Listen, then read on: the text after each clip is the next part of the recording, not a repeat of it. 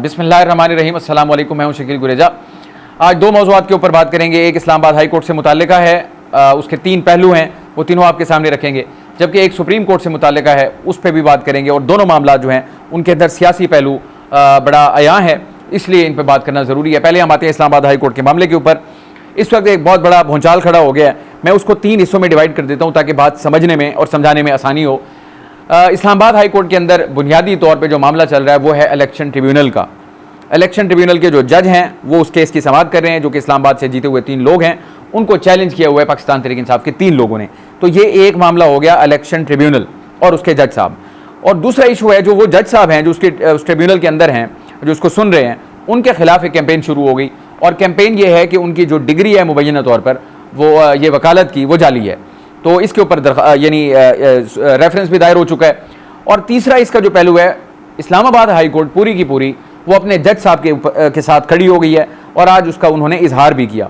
तो इन तीनों के ऊपर हम अलग अलग बात करते हैं। पहले आ जाते हैं आज जो ट्रिब्यूनल है उसमें समाअत हुई और जो अराकीन हैं यानी तीनों जीते हुए कौमी असम्बली के, जिनका ताल्लुक नून लीग के साथ है, अंजुम अकील साहब हैं, तारिक फजल चौधरी साहब हैं और राजा खुर्रम नवाज साहब, वो अदालत के रूबरू पेश भी हुए। और वहाँ पर आज दो लोगों को अदालत की जानिब से ताखीरी हरबे इस्तेमाल करने पर या बर वक्त जवाब जमा न कराने पर जुर्माना भी हुआ। डॉक्टर तारिक फजल साहब पे 20,000 का जुर्माना हुआ और इसके अलावा खुर्रम नवाज जो हैं उनके ऊपर भी जुर्माना हुआ। एक तो ये मामला हो गया। इससे पॉइंट आपको ये समझ आता है कि वो बदस्तूर ताखीरी हरबे जो हैं उनको इस्तेमाल कर रहे हैं। तो एक ये मामला हो गया। पस मंज़र आपको मैं कल बता चुका हूँ सारा कि किस तरीके से ट्रिब्यूनल को ये दोबारा काम शुरू करना पड़ा। यानी इन्होंने पूरी कोशिशें की जीते हुए लोगों ने कि ये इलेक्शन ट्रिब्यूनल उनके इस मामले को न सुने, कुछ और मामला हो, कुछ और सुने। बहरहाल वो उसमें कामयाब नहीं हुए और आज रिज्यूम हुआ वो जनाब इसका ट्रिब्यूनल जो है उसने बाकायदा समाअत की। तो एक बात तो उन्होंने ये की और दूसरा ये तय कर दिया आज कि ये जो मामलात हैं इलेक्शन ट्रिब्यूनल के तीन हलकों के, इनके ऊपर जो समाअत होगी वो रोज़ाना की बुनियाद पर होगी। यानी एक दिन एक हल्का होगा, एक दूसरे दिन दूसरा होगा, तीसरे दिन तीसरा होगा। जो आज अदालत की जानिब से मौजूद अदालत यानी ट्रिब्यूनल की जानिब से जो डेट्स दी गई हैं, अब कल जो है वो NA 48 से मुतालिक जो होगी समाअत, परसों जो है यानी कि 10 तारीख को वो होगी NA 47 से मुतालिक और 11 जुलाई को होगी NA 46 से मुतालिक। तो एक एक दिन यानी डेली इसके ऊपर समाअत होगी, जो कि बड़ी तशवीश का बाइस है इस वक्त नून लीग के लिए, क्योंकि तीनों रहनुमा जो हैं जीते हुए उनका ताल्लुक पाकिस्तान मुस्लिम लीग नून से है। एक बात तो ये हो गई, अदालत ने यह भी करार दे दिया कि अब अगर ताखीरी हरबे इस्तेमाल किए गए तो जुर्माना भी आयद हो सकता है और जो जीते हुए लोग हैं उनकी रुकनीत भी मुअत्तल हो सकती है। तो इसका भी इंदिया, अगरचे प्रैक्टिकली उसका कोई इफेक्ट नहीं होगा मुअत्तल होने का, लेकिन बहरहाल एक मैं इसको कहता हूँ सज़ा तो है कि मुअत्तल कर दी गई। बुनियादी तौर पर यह है कि इनकी ताखीरी हरबों की वजह से अदालत मजबूर हुई इस इक़दाम को उठाने पर। तो इससे सुबह की ज़रूर होती है जीते हुए लोगों को, यानी अखलाकी पोजीशन जो है कमज़ोर पोजीशन हो तो वो मज़ीद कमज़ोर हो जाती है। तो ये तो थी आज की कार्रवाई। अब देखते हैं, कल भी एक हल्के के ऊपर कल समाअत है, एक के ऊपर परसों है और एक के ऊपर डे आफ्टर टुमारो, यानी 3 कंसेक्टिव डेज जो हैं इन तीनों हल्कों के ऊपर समाअत होगी। तो इसका मतलब यह है कि ये कांस्टेंट खबर होगी जो हमें यहाँ मिलती रहेगी। लेकिन इसके अंदर से जो एक उबाल पैदा हो गया नया, वो ये है कि मोअज़्ज़िज़ जज साहब जो हैं जस्टिस तारिक महमूद जहांगीरी, जो इस मामले को सुन रहे हैं यानी इलेक्शन ट्रिब्यूनल के जज हैं, वो उनके खिलाफ एक बड़ी कैंपेन शुरू हुई और कैंपेन के बाद उनके खिलाफ एक रेफरेंस भी दायर हो गया। और वो रेफरेंस ये है जो कराची के एक शहरी हैं, आम शहरी, उनकी जानिब से दायर किया गया। और मुकदमा उनका ये है कि जनाब मोअज़्ज़िज़ जज साहब जो हैं तारिक महमूद जहांगीरी साहब, उनकी जो वकालत की डिग्री है वो जाली है। उसके ऊपर उसने बहुत सारी जो शिकायत है उसमें चीज़ें लिखी।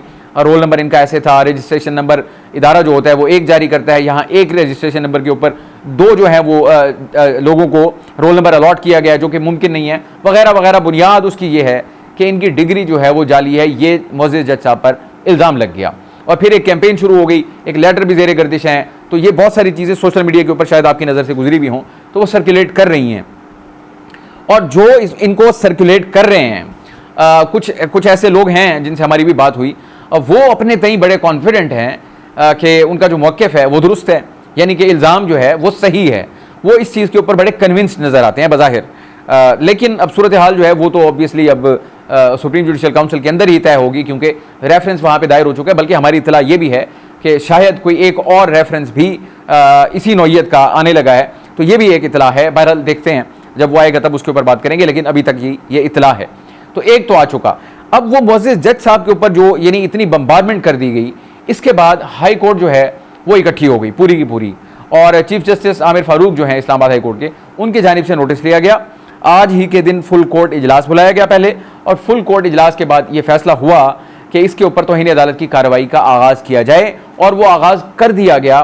फुल कोर्ट ही बैठा तौहीन अदालत की इस कार्रवाई का आगाज़ में। समात में सिर्फ एक जज साहब उसमें नहीं है, जस्टिस तारिक महमूद जहांगीरी जो कि इलेक्शन ट्रिब्यूनल के जज हैं, जो मामला को सुन रहे हैं, वो इस बेंच का हिस्सा नहीं है। बाकी इस्लामाबाद हाई कोर्ट के तमाम मुअज़्ज़िज़ जज साहिबान जो हैं वो उसका हिस्सा हैं। जब कार्रवाई का आगाज़ हुआ तो हमारे जो एडिशनल अटर्नी जनरल जो हैं मुनव्वर इकबाल दोगल साहब, वो अदालत के रूबरू पेश हुए। इस्लामाबाद के जो एडवोकेट जनरल हैं वो भी पेश हुए। तो वहाँ पर जस्टिस आमिर फारूक साहब जो कि चीफ जस्टिस हैं, उनकी जानिब से कहा गया, एडिशनल अटर्नी जनरल साहब ऐसे नहीं चलेगा, और हम जस्टिस तारिक महमूद जहांगीरी के ख़िलाफ़ इस कैंपेन को बर्दाश्त नहीं करेंगे। ये फुल कोर्ट बैठा हुआ है इस्लामाबाद हाई कोर्ट का, और वहाँ पे मुखातिब किसको किया जा रहा है? एडिशनल अटर्नी जनरल को। और आगे अदालत ने सवाल उठाया कि पैमरा, पीटीए, एफआईए, इनकी क्या जिम्मेदारी है और ये कहाँ पे हैं? क्या उन्हें नज़र नहीं आ रहा? और ये मुअज़्ज़िज़ जज साहब के यानी चीफ जस्टिस के ये ऑब्जर्वेशन थी जो उन्होंने एडिशनल अटर्नी जनरल के सामने रखी। और इसके अलावा जस्टिस मियां गुलशन औरंगज़ेब वो एक स्टेप फर्दर गए। उन्होंने कहा कि जजेस के खिलाफ मुहिम चली और हुकूमत ने कोई एक्शन नहीं लिया, वज़ीर कानून और अटर्नी जनरल ने कोई बात नहीं की। इसका मतलब है कि आप इसकी तौसीक कर रहे हैं।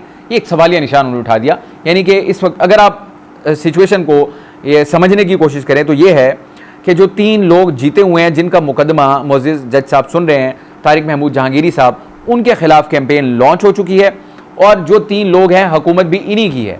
तो आज एडिशनल अटर्नी जनरल जो हैं वो नुमाइंदगी भी इसी हुकूमत की कर रहे थे।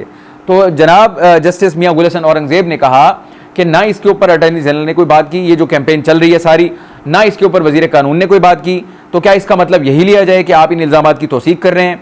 यानी कि घूम के वो 3 MNAs वापस अपनी हुकूमत के ऊपर आ रहे हैं। ये सारा मामला कि हुकूमत जैसे कि यानी एक इम्प्रेशन मिल रहा है कि जैसे हुकूमत इस सारे के पीछे है। तो ये आज अदालत के सामने ये अदालत ने ये बात उनके सामने रखी। अब इस्लामाबाद हाई कोर्ट के चीफ जस्टिस आमिर फारूक साहब ने कहा, अब हम हुकूमत और पैमरा को बताएंगे कि उनकी क्या जिम्मेदारी है, उनको अब हम बताएंगे कि क्या करना है। अब जजेस ट्वीट करें कि मेरी डिग्री सही है या नहीं, यानी जज साहिबान जो है वो बात तो नहीं करते, उनके फैसले बोला करते हैं। तो अब ये मुअज़्ज़िज़ जज साहब कह रहे हैं कि क्या आप जजेस ये बताएं ट्वीट करके कि मेरी डिग्री सही है या गलत है, यानी कि वो एक किस्म की सरजनिश है हुकूमत की। आगे उन्होंने कहा पूरे नेशनल मीडिया और सोशल मीडिया पर चल रहा है, ये इदारा जाती रिस्पॉन्स है। अब अदालत ने कहा, मुअज़्ज़िज़ चीफ जस्टिस ने जो बात वो कर रहे हैं वो ये कह रहे हैं ये इदारा जाती रिस्पॉन्स है, जो इसमें मुलविस होगा अपनी गर्मियाँ जो हैं वो अडियाला जेल में गुजारेगा। तो अदालत ने कार्रवाई का इंदिया दे दिया। और इसके अलावा अदालत की जानिब से अब तौहीन अदालत की कार्रवाई का बाकायदा आगाज़ भी कर दिया गया है, और उसमें पैमरा, पीटीए, DGFIA और 3 सहाफ़ी जो हैं उनको नोटिस भी जारी कर दिए गए। और 3 सहाफ़ियों में गलीदा फारूकी साहिबा हैं, अम्मार सोलंकी हैं और हसन अयूब, इनको नोटिस जारी कर दिए गए हैं। अब इनको वहाँ जाके अपनी पोजीशन क्लियर करनी पड़ेगी कि जो कुछ इनकी जानिब से कहा गया उसके लिए इनके पास सबूत क्या हैं, क्या दस्तावेजी सबूत हैं, वो साबित कर सकते हैं नहीं कर सकते। तो ये मामला तो यहाँ तक हो गया। अब एक इंपॉर्टेंट नुकता यहाँ पे है कि मुअज़्ज़िज़ चीफ जस्टिस साहब की जानिब से एक प्रॉम्प्ट एक्शन लिया गया जो कि काबिल सताइश है, काबिल तारीफ़ है। एक उन्होंने मिसाल कायम की, मेरा ख्याल है काबिल अमल मिसाल है कि इसके ऊपर आइंदा भी अमल होना चाहिए। लेकिन उसके साथ ही जब आज की कार्रवाई को उन्होंने मुलतवी किया तो वो ये गैर मुय्यना मुद्दत तक के लिए मुलतवी कर दिया गया। यानी इतनी हसास नौइयत का ये मामला है, उनकी विजडम हमसे बहुत ज़्यादा है, हम सीखते हैं, समझते हैं, लेकिन मैं इसको कम अज़ कम समझने से कासिर हूँ कि अगर इतनी ही अहम नौइयत का मामला है और इतना प्रॉम्प्ट एक्शन लिया गया कि आज ही फुल कोर्ट इजलास हुआ, आज ही फुल कोर्ट ने तौहीन अदालत की कार्रवाई का आगाज़ कर दिया, समाअत भी हो गई और सारी बातें सामने आ गई, लेकिन उसके बाद उसको गर्मियों की छुट्टियों के बाद तक के लिए मुलतवी कर दिया गया। डेट चूंकि नहीं दी गई इसलिए मैं उसको समझ रहा हूँ कि ये गैर मुय्यना मुद्दत तक के लिए, कि अब डेट तो है कोई नहीं तो गैर मुय्यना मुद्दत है। तो अगर इसकी हसासियत बहुत ज़्यादा है, मेरा नुक्ता नज़र उस पर यह है कि अगर इसको जल्दी निपटाया जाता तो ये बेहतर होता कि जो भी मिसाल कायम होनी है वो जल्द कायम होती, ताकि बाकियों के लिए भी वो एक सबक होता उसमें। बहरहाल मुअज़्ज़िज़ जज साहिबान हैं, उनकी विजडम को चैलेंज नहीं कर सकता, उनका फैसला है, इसमें कोई ना कोई हिकमत होगी। आने वाले दिनों में आपको इसके ऊपर आगाह करते रहेंगे। अब मैं आता हूँ जनाब दूसरे इशू की तरफ। सुप्रीम कोर्ट के अंदर सुबह समाअत होने जा रही है उस मुकदमे की जो बड़े तवील अरसे से चल रहा है, और वो है मखसूस नशिस्तों का केस। 13 मुअज़्ज़िज़ जज साहिबान हैं। अब बहुत सारी चीज़ें जो हैं वो तो सामने आ चुकी हैं, किसका माइंड अब मोअज़्ज़िज़ जज साहिबान, यानी अब तो इक्वेशंस बन रही हैं 5 5 3, फिर 3 में से यानी 2 ये हैं बिलखुसूस कि वो स्विंग हैं, वो कहाँ जा सकते हैं। मैं आपको उसकी समरी एक दे दूँ, चूँकि अब समात है दोबारा। फैसला इस चीज़ का होना है कि क्या वो सुन्नी इत्तेहाद काउंसिल को ये नशिस्तें मिलेंगी या नहीं मिलेंगी।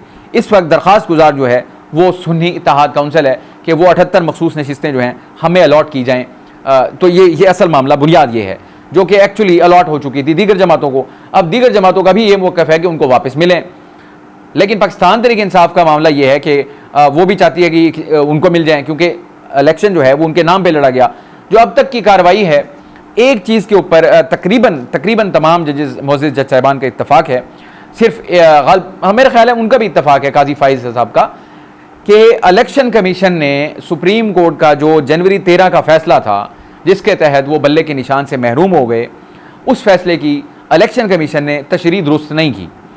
अब ये आ गया बुनियाद, यानी कोर नुक्ता जो है वो ये आ गया कि जहाँ उन्होंने फ़ैसले की तशरीह गलत की तो वहाँ से बाकी जो आगे गलतियाँ हुई या जो भी मामलात हुए उन्होंने जन्म वहाँ से लिया। अब तकरीबन तमाम जजेस का इस पर इत्तफ़ाक़ है कि वो तशरीह दुरुस्त नहीं हुई। अब तकसीम इस चीज़ के ऊपर है अदालत के अंदर कि आया वहाँ से जाके इशू को ठीक किया जाए या जो इस वक्त हमारे सामने मौजूद है।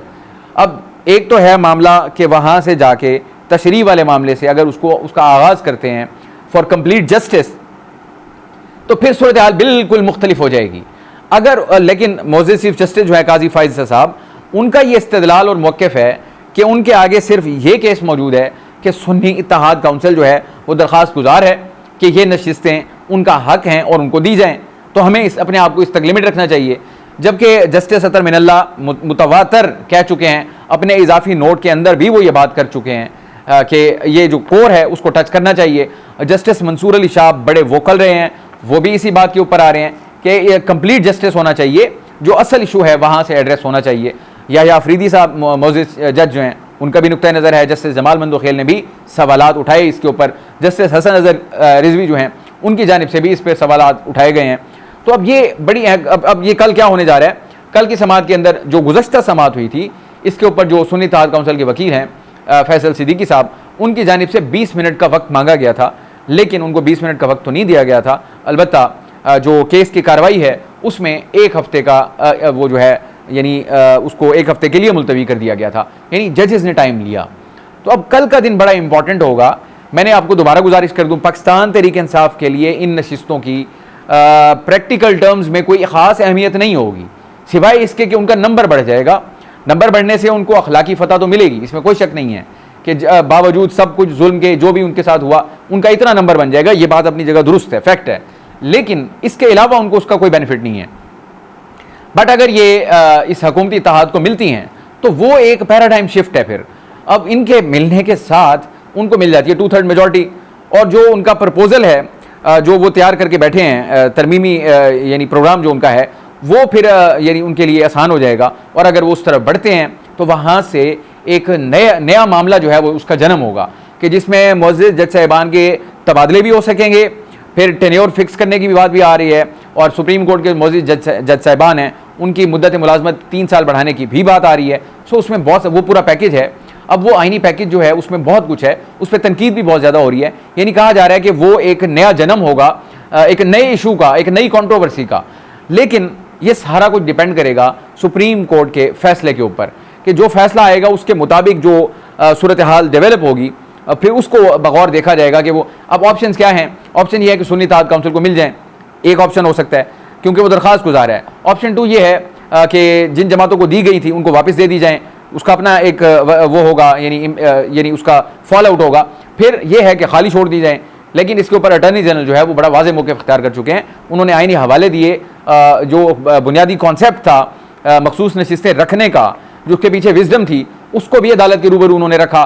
फिर मुतादिद असम्बलियाँ जो आईं, किस तरीके से मखसूस नशिस्तों को तकसीम किया जाता रहा, आज़ाद अरकान को माइनस करके, वो इस्तदलाल भी रखा। उनका एक ही पॉइंट था और वो ये था जिसके ऊपर उन्होंने बड़ा एम्फसिस था उनका कि सीटों को खाली नहीं छोड़ा जा सकता।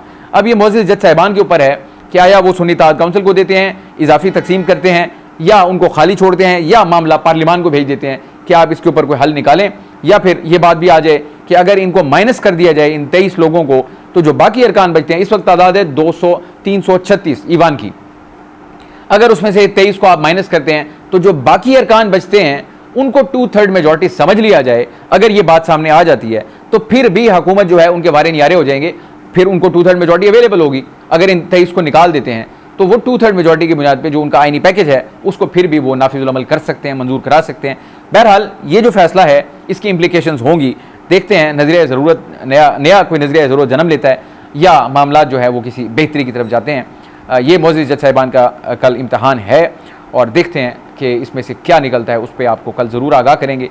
आज के लिए इतना ही। आप हमारे वीडियोस को लाइक कर सकते हैं, चैनल को ज़रूर सब्सक्राइब करें, अपना फीडबैक कमेंट के जरिए आप हमारे साथ शेयर कर सकते हैं।